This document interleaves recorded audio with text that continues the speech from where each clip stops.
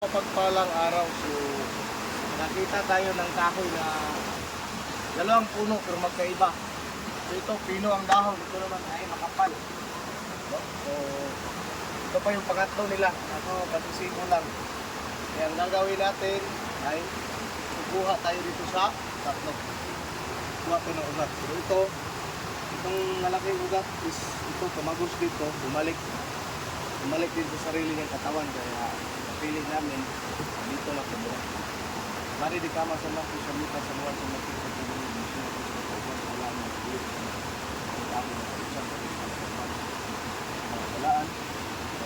Tayo naman sa mga sa mga walang sa mga saan ko ginapos ko sa mga sa bayawi kita tayo sa kalam. Hindi ko puputulin lahat. Kuha lang ako ng kita. Lang pagkuha.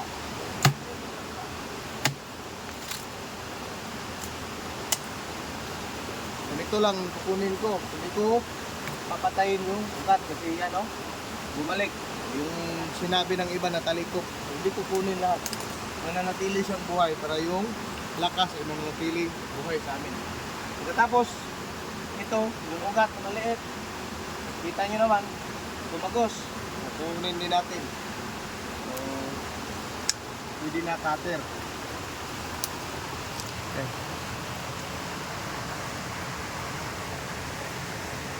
Mulo yung dagta ba?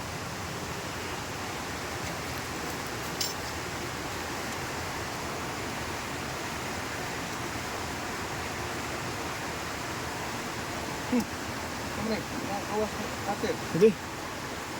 Ako yabi. Ini dikembang. Oh.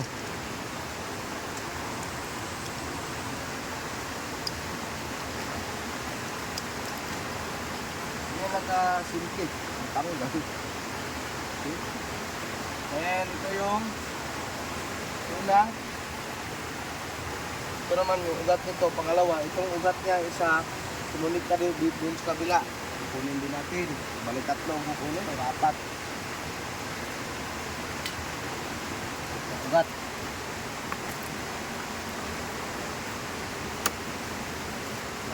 Sumunod ka sa likod.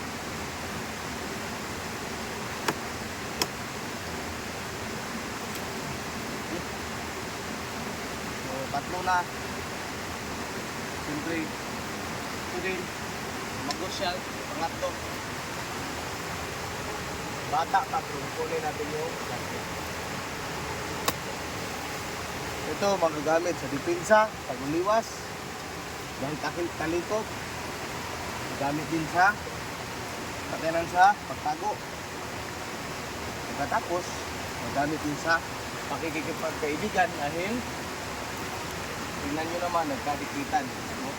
Isa, dalawa, tatlo, pang-apat yung baging na tumados.